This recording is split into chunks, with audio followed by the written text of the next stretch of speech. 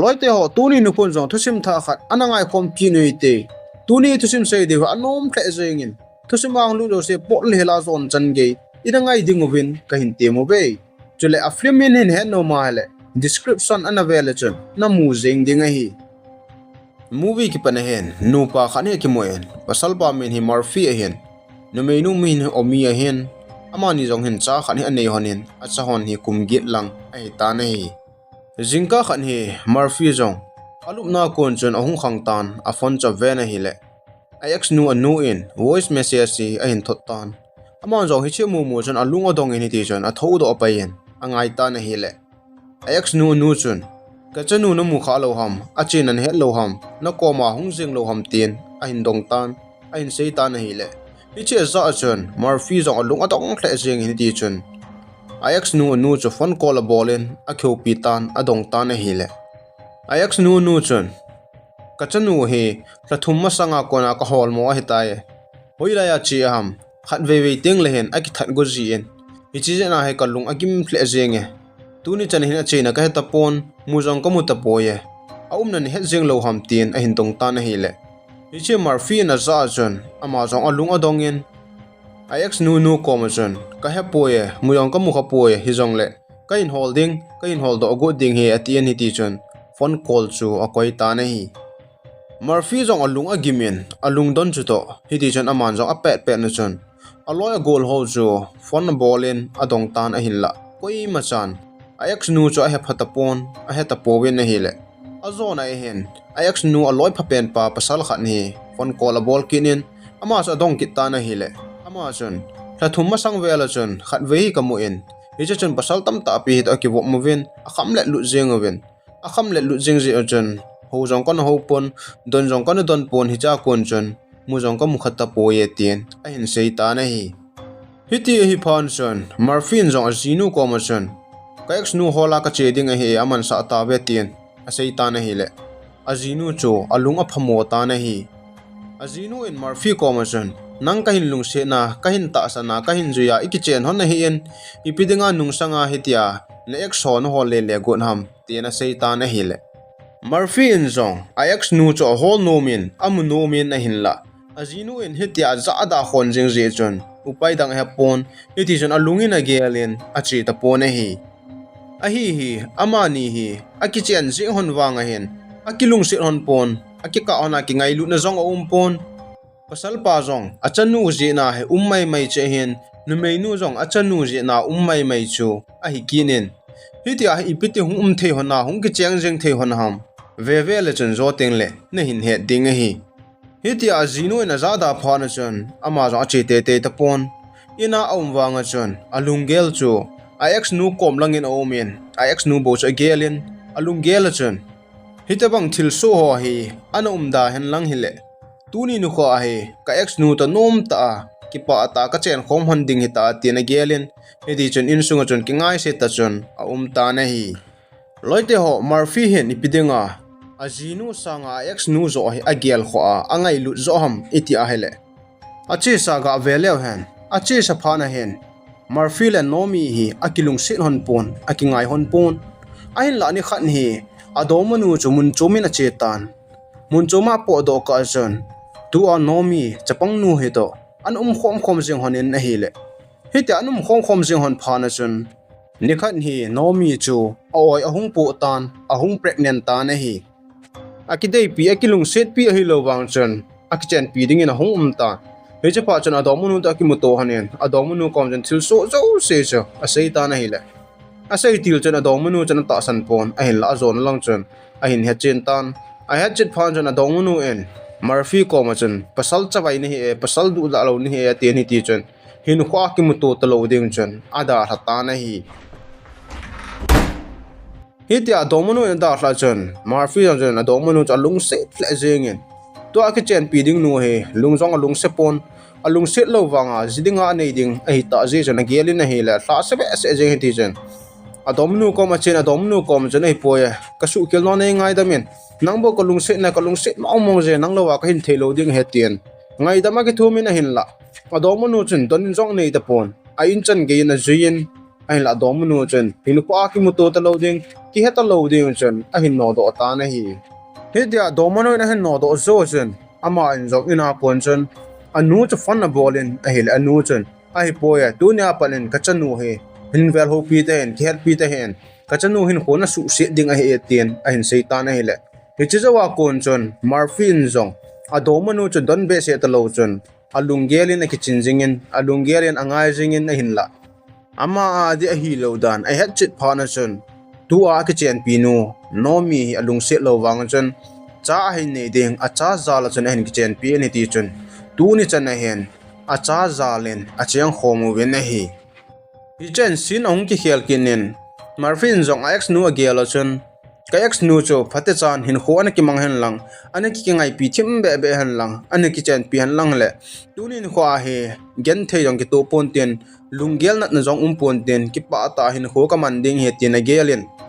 hi ti chen a man zong a gelin a hele pha che sa x nu to a hin khoman dan hon chu ahung ki mukit ta na hi marfil x nu chu ahung ki mu to ma sak pen hon chen numei nu hi gampa ma he en hi ti chen a ma zong ahung po den hi chen ahung ki mu to hanen mun no men a chi hanen a kholim lum hanin a hele hi chini kho chen marfin zong numei nu ko ma chen doma na niam tien adong ta na hele numei nu zong chen doma ka nei na hin la tuina su sa ko mon ta poya tien a season a hele hi cha kon chen marfin zong numei nu chu phat cha na hin ki wo pien ni se na hin ki mu to pien na hele hi cha kon chen loi phata ong hon tan loi phata ahung hi hona kon chen amanin zong mun khan hen na hin tong khom han tan hi cha chen marfin zong numei nu ko chen alung se na chu a sei do pon ha na chi chen na hele ana to na mun han na anei pa alam kai pau chu azinu he athia he tan azinu athi he ta je chen single he en hi chi pa chen numei nu cha hin de cha tan zolding he ati thimin a hele hi chu marfi na het pha na chen numei nu ko ma chen alung se no chu gu in a hin sei do ta na hele numei nu jong chen marfi cha na de yen hi ti chen ahung ki ngai do on ta na hi hitia ahung ki lung se do hona kon chen room khan in khom jing hon tan ni khan hi numei nu in marfi ko ma chen cha gup ka de ya ti na hele marfi en hi chi za lom wang jo hi ti thei ding am te na se yen ti chen a to hanen anui khom hanen ki pa ta chen hin ho hi a hin mang hanen na hi hitia marfi le numei nu zong a khom jing hon phana chen ana to na lam kai pau nei pan zong a hin hetan hi chi het phana chen alam kai pau zong chen numei nu chu a ho num ta pon a don num ta pon hi cha kon chen amani zong a kheu khon ta pon alang khana marfi le numei nu zong room khan khom hanin hi ti chen nu pa bang en hanen abang ting la party na chi hanen abang te la ki hui thading mun chom hin a chi hanen hin ho hi an mang hon ta na hi le ni khan hi marfi na do manu ko chen kahin lung se do mong jing tai nang ta bo ka ki chen ding he mi dang to ka ki chen lo ding he tien a sei ta na hi le adomanu chen marfi ko ma chen ki he ta lo na I phar ma sang la ki he lo wa ati ni ti chana kholim hanen hi ti a ki wo bom hon pha na chen a zo na en drug so rong he a hin hon tan kham na en ahung ki chem hon ta na hi ni khan hi marfi adomanu in zo marfi chu anu komin a inovena puyen anu common chen hi che ka doma pa he tina vet sa in anu in zong a ziding chana phat sa in ahung ke bom honen ni thla khan hi amani zong party mun khan a chi hon ta na hele hi che chen numei khan hi to ong ki mu to ta wen hi chinu chen marfi chu film khat tho form pi ding tin ana temin a hele hi che chen marfi zong anomin hi tia party mun a om pe lai taw chen numei no chen marfi chu barum sungin puyen a form pi ta na hele hitia numei dang marfi en khom pi adomuno na het pha na chon apam lang chon anga en pha chom khat zo hen marfi jong hong po do ta ahong po do pha na chon adomuno chu alung na in midang tonum khom chuna tin adong in a season na hile marfi cha kilemen a hin la adomuno chal ta san lo ji chon a sei te na hila zo na chon marfi cha hong lung han tan chom khat zo hen amani jong garin hong to hanin in lam zo na hong han tan hitia hong pen hon chon akina hon ta na hi amani zo akina na honin na hile azona chen marfian adomanu komachen ai poya hitia ikina ana ona le zoten le ki khen honding a he e ka set no ne ngai damen tin ngai dama ki thumin anu menu zong chen agelin na hile hitia akina ana ona le aki ngai hon chu ki khen jing hon de hi ji chen aman zong a he themin hi ti chen ong ki ngai dam to honin akina hon ta po na hi phana che kinin a hile ni sa khan hi ana to namun wa chon party khan hi ahung ki tan hi cha chon amani jong chi hanin Murphy chon zu hin don tan zu ha don wal di pha na chon adom nu chon za da in a hin la Murphy chon adon te in hi le ahung kham se tan a kham sit pha na chon ana to namuna alam kai pa anei pa so hin ki mu to pien hi chi pa ko ma chon ka dom nu na dei ta chon na tin i pi pham so sei ta na hi le anei pa so alung ahung hang tan hi ti chon amani ki ka in ki del na hi ahung ta na hi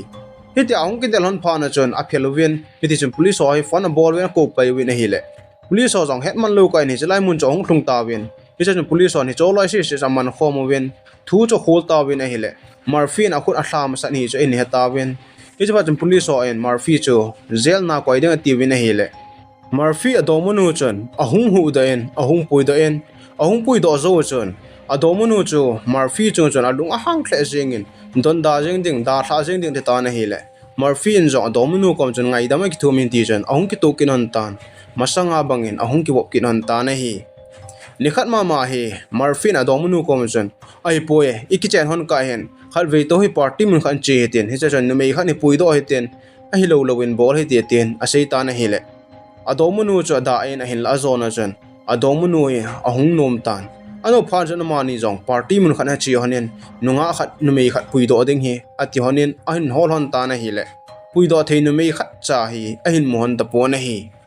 hitia numei pui do thei amu hon lo phan jan amani jong in lang hong kile kin hanin aum khom kin han ta na hi phana che chen a hi la ni khat hi amani na vela chon numei chapang khan hi ahung tan amani jo amu hon phana jan amin hon dong hanin na hi le amin hi nomi a hin nomi hi tua jinu hi ana hi tan nomi hi ain sungmi ko ima cha no pon chaga a hi en migen the hi en hiti chon amani na kom room khana chon ahung tan a hi le phana chi en ama ho zo ahung ke to ta wen ahung king up sung to ta wen zan kha jong hi lup na khan ha lum khom wen drugs an ne wen dum che mu wen hiti chon a ki holim wen a ki dai wen a zo na en abon chaw chon ahung khom ta wen hi jingni kho he ahung hi ki tan jingni kho a hen Murphy adomunu jong mun choma po do dengen ahung tan pha jong khat mun choma po do deng hen a che tan hiti a che zo chon Murphy jo adomunu lo ka ti ni ti chon nomi chu a ki to pien a kholim pien na hi le hiti amani jong ahung kingap sung che han jeng pha na chon ahung khom kin han ta na hi hiti amani jong Murphy adomunu lo ka khom han si chon azona chon nomi oi chu ahung pu ta na hi nomi oi ahung pu pha na chon Murphy jong shading bolding a hetapon adomunu kom chon a sejin a hi le adomunu chon hichini khwa chu ana hiana ana da hla chu ana hi in hi hi chen sin ong ki khel ki nin Murphy jong chu lungel nu mota chon ax nu chu hoilanga chi ham hoila mo ham ti cha gelin o do thelo chon awomen alungel chon adomunu bo cha gel do jingin aman jong ipidinga ba kana ki khen pi kho ham ipidinga heta kana kho ham ati en hiti chun alungela tv a ki so bang khon alungela na mo jingin alung ana che jing ta na hi ama in jong agel be na chun hi chinu hi ipidinga kana ki khen pi kho ham ka hin kho kamil zo loading a hita ye ati en hiti chun lungel no mo ta en barum sung jan towin ax nu bo chu agel jing ta na hi le hita agel pe na chun lasita pe na chun tua zinu nomi cho aga che phin aga ven hi le aman jong ajipa Murphy cho ax nu nga ya hitia amale achanu don thailo lewa a jing cho ven hi le ama jong alung anat jing in hi hitia Murphy ax nu nga ya a jing phana chun azinu nomi in jong ada hlatan ada hla zo chun acha chun ko na hin hongin aga ve ta na hi le apas ana kap jingin apa in jong acha mu phana chun athi be jing ta ni ti chun acha cho kolin acha kom chun ngai dama ki thumin tunia pana ka x nu hi gel jong ka kel ta loading ka hai mil ding a hita ye ka jinu le ka chai phatte cha ka ki vet ding a hita ye tin ki gelen hi ti chun a jinu le cha chu masanga banga theida ta lo chun a hin lung se le jing tan hi cha kon chun ki pa aten a ji acha to hin khu hi a hin mang ta wi ne hi hi cha hin a movie jong a ki chai tai loite ho Murphy athip mona asu khil chu ipitina gelavem komenan hin seiding win ka hin temo ve chule Murphy x nu chu Murphy la in sung mi akito phan wa chun hoilang ge he tam ti chu aketa pon akimota pon hi sim azon chan hin ngai zo sin a bon chaw chung ki pa thu khain sein video tha ong ki taka sin ananga zingoi te